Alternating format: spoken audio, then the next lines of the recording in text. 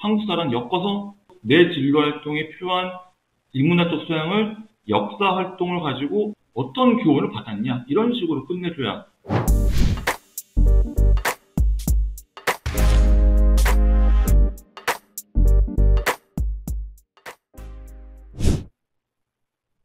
자, 여러분 안녕하십니까. 휴브레인 입시 컨설팅에서 준비한 수행평가 완전 정복 시리즈.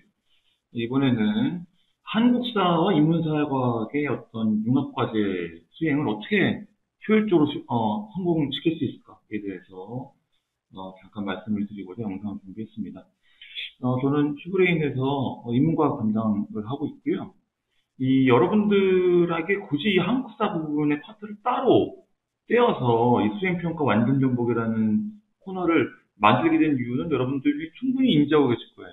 여러분들 이 영상을 보고 계신 분들 중에 한국사를 정말로 관심 있어 좋아하는 사람은 거의 없다고 생각합니다. 그런데 문제는 한국사가 필수이기 때문에 여러분들이 어떤 진로를 선택하든 간에 한국사의 수행평가를 반드시 통과해야 되는 건 어려움이 있어요.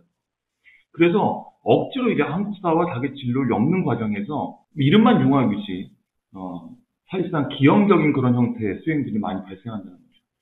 그래서 이번에 좀 순수하게 예를 들면 한국사와 잘 붙지 않는 진로도 있습니다. 뭐 의대라든가 이렇다면 이런 것들은 학원에서 여러분 따로 배우시거나 요청을 하시면 되고요. 이번에 정통 인문과학에서 한국사를 엮는 방법에 대해서 효율적으로 진행하는 과정과 구성에 대해서 설명을 드리도록 하겠습니다. 한국사 탐구 활동의 필요성은 이게 가장 중요한 이유지만 또 가장 별 볼 일 없는 이유예요. 그냥 필수니까 해야 되니까.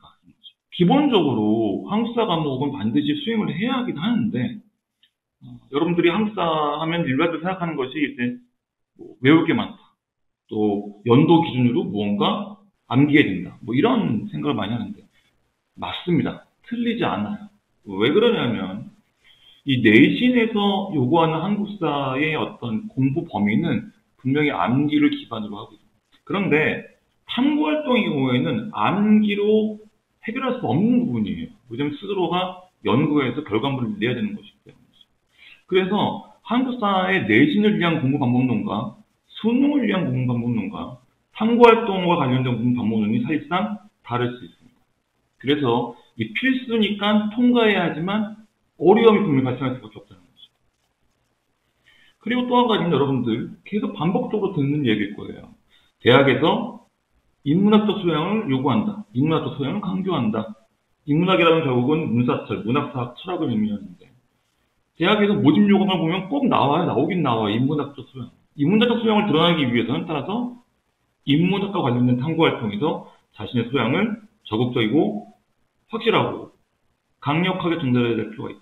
그 다음에 한국사만의 특징인데 역사의 교훈성이 세상에 있는 모든 전공 과목은 그 전공 과목의 역사가 있습니다. 정치면 정치사, 그림이면 회화사, 경제면 경제사. 그래서 한국사 탐구활동의 필요성 중에 일반적으로 세특이나 생기부에 결론적으로 들어가야 되는 얘기는 이 교훈성이에요. 내가 이 활동을 해서 한국사랑 엮어서 내 진로 활동에 필요한 인문학적 소양을 역사 활동을 가지고 어떤 교훈을 받았냐 이런 식으로 끝내줘야 됩니다.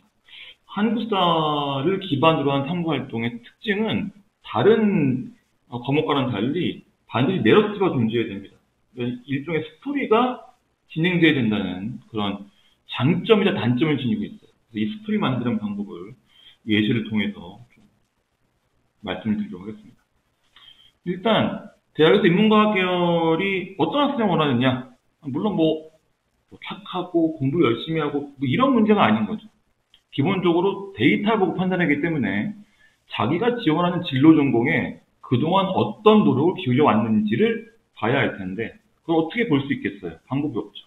그래서 그것과 관련된 활동을 얼마큼 정확하고 명확하고 꾸준히 수행해 왔는가, 관심을 가졌는가 뭐 이런 얘기가 일단 필요합니다. 그런데 여러분들이 이 고등학교 생활을 하면서 지원 전공이나 진로가 변경될 수도 있어요. 그래서 인문사 사회과학을 만약 결정을 했다면 여러분들이 한국사랑 인문과학을 할 때 여러분 전공이 사실상 바뀌더라도 그 활동이 인문사회과학에서 요구하는 노력, 관련 활동이라는 범위 바깥으로 안 나가겠다는 것이 중요하죠. 그 다음에 소신과 철학. 이 여러분들 중에서 한국사는 필수일 수 있겠지만 윤리와 사상이나 생활과 윤리를 안 배우는 친구들이 생각보다 많다고 들었습니다. 근데 문사철의 기본은 한국사 인문사회과학에서 요구하는 것이 내가 내 진로를 어떤 방향으로 이끌어갈지에 대한 소신, 그리고 거기에 대한 철학이 필요한 거죠. 정치 철학이든, 경제 철학이든, 사회 철학이든, 자신만의 의지가 드러나야 하고 그 의지를 학교에 이해시켜야 된다. 그 다음에 한국사가 붙어있는 이유는 결국 이거죠. 그리고 당신이 한국사의 교훈성을 기반으로 해서 올바른 역사 인식을 표현할 수 있겠느냐? 뭐 이런 뻔한 면. 그래서 한 가지 예를 좀 들어볼게요. 이게 여러분들 이 영상을 보고 계시는 분들 중에 사학과를 지망하는 학생들이 거의 없다는 걸 전제했기 때문에 사회과학과 한국사를 융합시켜 보겠습니다. 정치외교학, 지금 인문사회과학에서 가장 많은 학생들이 선택하는 단일 전공을 하나 골라봤어요. 정치외교학. 자, 그렇다면은 정치외교학과를 가겠다고 하면 기본적으로 정치외교학을 준비하기 위한 탐구활동이 수행되어야 되겠죠. 정치학 법이라는 과목이나 진로나 자율이나 이때 자신의 정치학이나 외교학과 관련된 탐구활동을 수행할 겁니다. 그럼 탐구활동 결과가 나오겠죠? 근데 정치 외교학 같은 경우에는 이 탐구를 하는 과정에서 어떤 방식이든 정치 철학이 드러나게 돼 있어요. 또는 드러나야지만 됩니다. 그래서 흔히 얘기하는 군주론이나 국가론이 항상 끼어들게 되는 거죠. 근데 이 상황에서 돌파해야 되는 문이 한국사라는 거예요.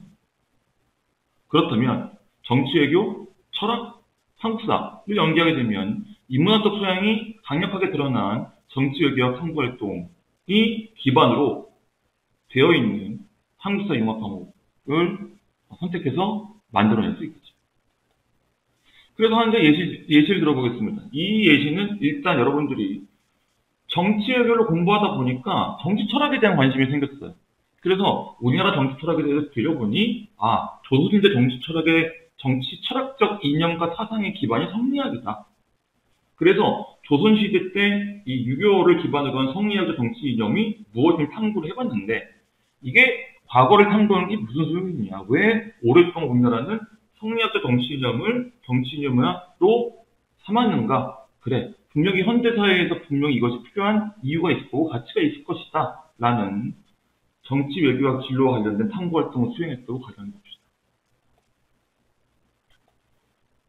근데 이 상황에서 갑자기 한국사 수행평가가 나왔어요. 자신의 진로에 연계해서 관심을 가진 시대나 사건 또는 인물을 조사해서 수업 시간에 발표하고 보고서를 내시오. 이런 한국사 수행이 나왔다 칩시다. 그러면 방금 조선시대 성리학적 정치 철학이라는 탐구 활동을 진로나 자율이나 정치학 법 시간에 수행했다 가정합시다. 그렇다면 그 활동과 이 한국사 수행 평가를 접목시키는 건 방금 아까처럼 그렇게 성리학적 이념, 정치 철학과 연결하기엔 매우 수월한 방법을 찾을 수 있다는 거죠. 그래서 예를 들면 이런 주제를 만들어낼 수 있습니다.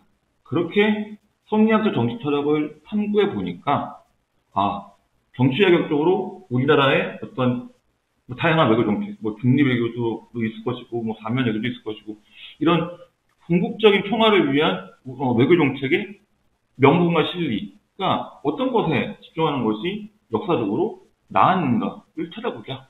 그래서 인조대 주전론과 주화론을 중심으로 탐구를 했다. 이런 얘기가 진행이 된다면 정치, 외교, 철학, 그다음에 한국사가 연결되겠죠.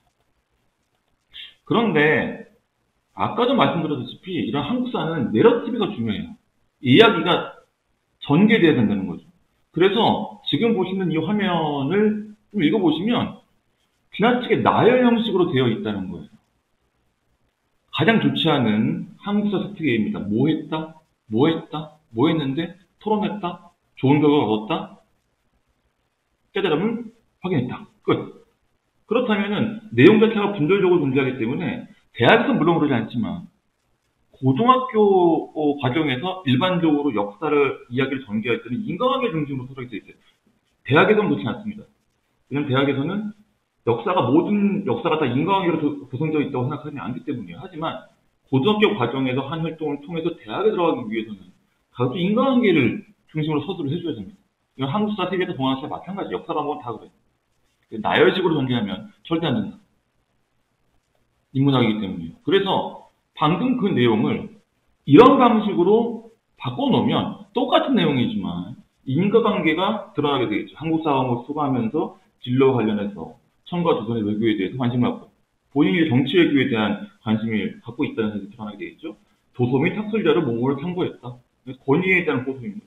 예를 들면 나는 충분히 인정되고 충분히 연구되어 있는 자료를 선택해서 참고했다. 평화를 위한 외교 정책의 명분과 실리. 아까 말씀드렸던 그 보고서의 제목이 되는 거죠. 참고를 해서 보고를 작성했다. 이 과정에서 이 활동을 수행하는 과정에서 발생한 깨달음인 거죠. 주전론과 추가론 이해하게 되었고 주전론과 추가론 이해하다 보니까 내가 그 상황이었다면 어떻게 했을까라는 주제로 토론했다. 내가 만약에 그랬다면 어떻게 했을까? 당연히 그 좋은 토론 주제가 되겠죠. 그러다 보니까 정치사에 대한 원래된 관심이 한국사로 확장이 돼서 아까 얘기했던 한국사 수행평가의 주제였던 인물탐구를 다시 시도하게 된 거죠. 그래서 누구로 선택해서 인계두명의 방법을 택했고 이를 기반으로 더도 심화학에서 발표를 했다. 그리고 좋은 평가를 얻었다. 이런 식의 스토리가 필요합니다. 그래서 한국사와 인문사회를 연계하는 방법은 자신의 진로, 그다음에 자신의 관심사, 흥미, 그리고 그 과정에서 생겼던 어려움을 돌파하면서 한국사에서 교훈성을 얻고 철학적 지식이 반영되면서 인문학적 소양을 드러날 수 있는 내러티브한 학생부를 만드시는 것을 목표로 하시면 된다. 이렇게 말씀드리겠습니다. 또 궁금하신 사항 있으면 하고를 연락 주시고요. 짧았지만 강좌 들어주셔서 감사합니다.